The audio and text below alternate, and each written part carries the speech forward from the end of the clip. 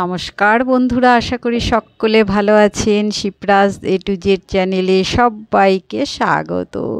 তো বন্ধুরা, আবার চলে এলাম একটা নতুন দিনে নতুন ব্লগ নিয়ে। তো দেখতে থাকুন, আশা করি ভালোই লাগবে। তো সকালে উঠে একটু গরম জল খেয়েছি, একটু এক্সারসাইজ করেছি, সেটা তো আর দেখাইনি। তারপর চা খেয়ে নিলাম। তো চায়ের বাসনগুলো মেজে টেজে পরিষ্কার করে গুছিয়ে রেখে এসেছি। এবারে বিছানাগুলোকেও গুছিয়ে নিচ্ছি। তারপর এবার ঘর ঝাড় দেব, ঘরগুলো মুছে নেব। তো এক এক করে সব ঘরগুলোই আমি ঝাড়া মোছা করব। তো এই ঘরটা একটু দেখাচ্ছি, আর ঠাকুর ঘরটা আপনাদের মধ্যে শেয়ার করব। তো বন্ধুরা, এই ব্লগটা হচ্ছে মকর সংক্রান্তির দিন ব্লগ। তো আমার এই ভিডিওটা আপলোড করা হয়েছিল না, মানে পোস্ট করা হয়েছিল না, তাই আজ আমি পোস্ট করছি। মকর সংক্রান্তি উপলক্ষে সবার ভিডিও দেখেছি, সবাই বেশ সুন্দর সুন্দর পিঠে বানিয়েছে। তো মকর উপলক্ষে অবশ্যই পিঠে বানাতে হয়, আমাদের নিয়ম আছে। তো সবাই বানিয়েছে, বেশ ভালো লেগেছে প্রত্যেকেরই ব্লগগুলো। প্রত্যেকে অনেক সুন্দর সুন্দর পিঠে বানিয়েছে। তো বন্ধুরা, আমি কিন্তু একদমই কিছু পিঠে বানাইনি। তো নিয়ম রয়েছে পিঠে বানানোর, সে কারণে আমি স্নান করে একটু পিঠে বানিয়েছিলাম। এটা তো ভয়েস ওভার দিচ্ছি, সেই জন্যে আর কি বলছি। বানিয়েছিলাম তো পুজোয় দেওয়ার জন্যে। তো একটু নিয়ম আছে, সেই সরা মানে খোলা পোড়াতে হয়, খোলাতে একটু পিঠে বানাতে হয় সংক্রান্তির দিন। তো সেই খোলাতে একটু পিঠে বানিয়েছিলাম। তো খোলার পিঠেটা আমার হয়নি। গতকাল মানে সংক্রান্তির দুদিন আগে একটা সাজ সরা নিয়ে এসেছিলাম, সেটাতেই আর কি বানিয়েছিলাম। তো পিঠেটা ভালো হয়নি। তারপর আপ্পাম পাত্রে বানিয়েছিলাম। আপ্পাম পাত্রের পিঠেটা কিন্তু ভালোই হয়েছিল, খারাপ হয়নি। তো আমি এই ঘরের কাজকর্ম সেরে স্নান করে তারপরে কিন্তু পিঠে বানিয়েছি। তো বন্ধুরা, আমি কিন্তু পিঠে বানিয়ে তারপর এই যে পুজো করতে এলাম। তো এবার পুজোর এই আসনটা মানে চেঞ্জ করব, আর ঠাকুরের জামা কাপড়গুলো চেঞ্জ করব। তো গতকাল রাধা গোবিন্দর জন্যে নিয়ে এসেছিলাম ড্রেস, আর এই যে সেই ড্রেস দুটো দেখুন, বেশ ভালোই হয়েছে দেখতে। বন্ধুরা বলবেন, অবশ্যই জানাবেন আমার এই রাধা গোবিন্দর ড্রেস কেমন হয়েছে। তো এই নতুন কাপড় আর কি আজ পরাবো ঠাকুরদের। আর ওই যে ঠাকুরের সামনে যে আসন পাতা রয়েছে, সেই আসনটাও চেঞ্জ করব। চেঞ্জ করে আর একটা নতুন ধোয়া আর কি এই যে আসন পেতেছি। তো এই যে ঠাকুরদের দেখুন, রাধা গোবিন্দকে আমি পরিয়েছি নতুন বস্ত্র। তো কেমন লাগছে বন্ধুরা অবশ্যই জানাবেন। আর ওই যে বললাম পিঠে বানিয়েছিলাম স্নান করার পর।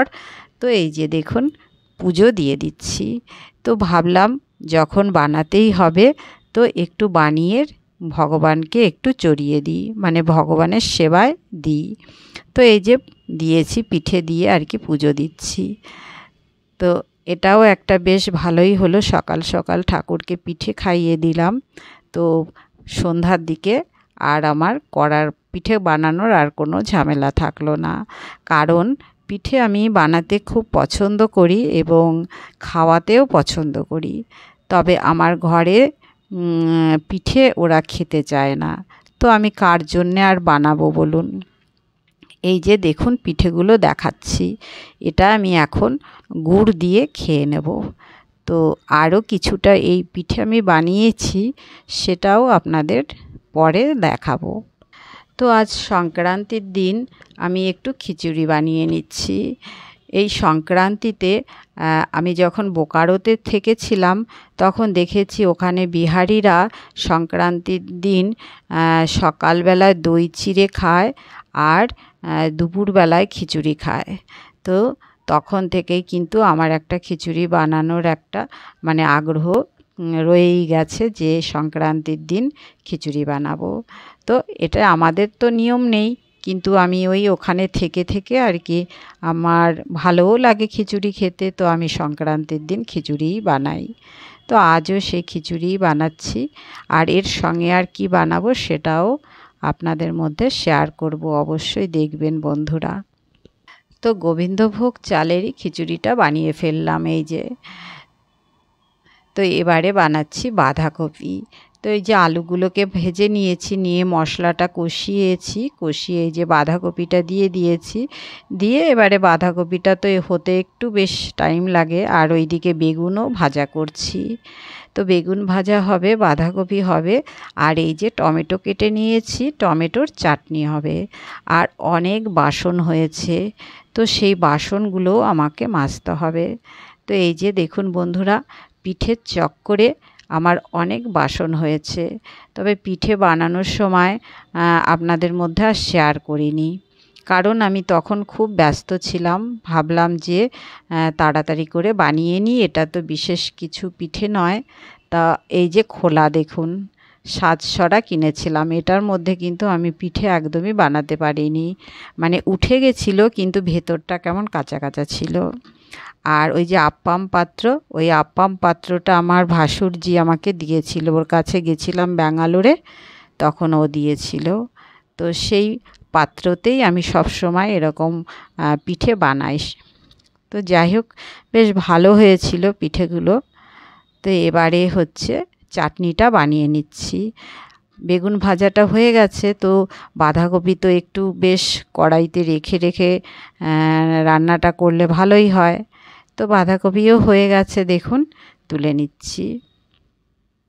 আর বন্ধুরা, আমার এই ভিডিওটা এ পর্যন্ত এসে যদি একটু ভালো লেগে থাকে তাহলে অবশ্যই একটা লাইক দিয়ে দেবেন, আর কেমন লাগলো ছোট্ট একটা কমেন্টসের মাধ্যমে অবশ্যই জানাবেন।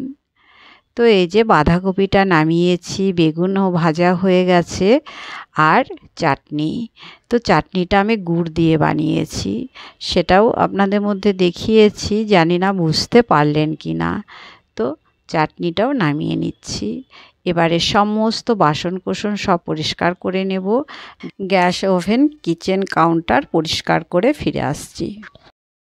তো দেখুন বন্ধুরা, কত বাসন হয়েছে, এখনও গোছাতে পারিনি। এবারে সব বাসনগুলো সুন্দর করে গুছিয়ে টুচিয়ে নেব। আর দেখুন, বললাম আরও খানিকটা পিঠে রয়েছে, ওই যে দেখুন অনেকটা পিঠে রয়েছে। তো এখানে এই যে রান্নাগুলোও দেখিয়ে দিচ্ছি, বাঁধাকপির তরকারি, বেগুন ভাজা, চাটনি, আর এই যে খিচুড়ি। খিচুড়িটাও ভীষণ সুন্দর হয়েছিল খেতে। এবারে বেড়ে নেব, বেড়ে টেড়ে তারপরে এবারে আমরা খেতে বসে যাব। তো খিচুড়ি কিন্তু আমার কাছে শীত, গ্রীষ্ম, বর্ষা 12 মাস খেতে ভালো লাগে। তো আমি দেখেছি অনেকেই কিন্তু খিচুড়ি পছন্দ করে, আবার অনেকে এমন আছে খিচুড়ি একদমই পছন্দ করে না। তো যাই হোক, এই যে চলুন, দাদাভাইকে দিয়ে দিয়েছি, সে খাচ্ছে, আর আমারটা আর আমার ছেলেরটা রয়েছে, এখন আমরাও খেতে বসবো। তো বন্ধুরা, আমার তো খাওয়া হয়ে গেছে, আমার খুব তাড়াতাড়ি খাওয়া দাওয়া হয়ে যায়। তো এবারে গ্যাসটা পরিষ্কার করে নিয়েছিলাম আগেই, তো এখন এই যে গ্যাসটার ওই ঝিক টিকগুলো বসিয়ে নিয়েছি, নিয়ে এই যে দুধটা এবার জাল দিচ্ছি। যে কয়েকটা পিঠে রয়েছে বললাম আপনাদের আবার দেখাবো, তো সেই পিঠেটা আর কি দুধে ভেজাবো। তো এই যে বাবাইয়েরও খাওয়া হয়ে গেছে, ও এই যে থালাটা এখানে রাখার জন্য এসেছে, তাই একটু ওরও ভিডিও তুলে আপনাদের মধ্যে শেয়ার করলাম। তো আমার বাসনগুলো সুন্দর করে গোছানো হয়ে গেছে, আর দুধটা জ্বালিয়ে নিচ্ছি। তো বন্ধুরা, দুধটা যখন ফোটার সময় আমি হচ্ছে গুড় দিয়েছি, খেজুরের গুড়, আর পিঠেটা দিয়েছিলাম, কিন্তু তখন ভিডিওটা স্কিপ হয়ে গেছে। তো যাই হোক, এই যে আমার দুধ পিঠে হয়েছে। তো এটা খেতে ভালো হয়েছিল, খুবই ভালো হয়েছিল। তা আর এটা শুধু আমি একাই খেয়েছি, না আমার ছেলে খেয়েছে, না ওর ড্যাডি খেয়েছে। যাই হোক, কিছু করার নেই, না খেলে তো আমাকে একাই খেতে হবে। তো আমি ফ্রিজে রেখে রেখে খেয়েছি। তো কেমন লাগলো ব্লগটা? ধন্যবাদ।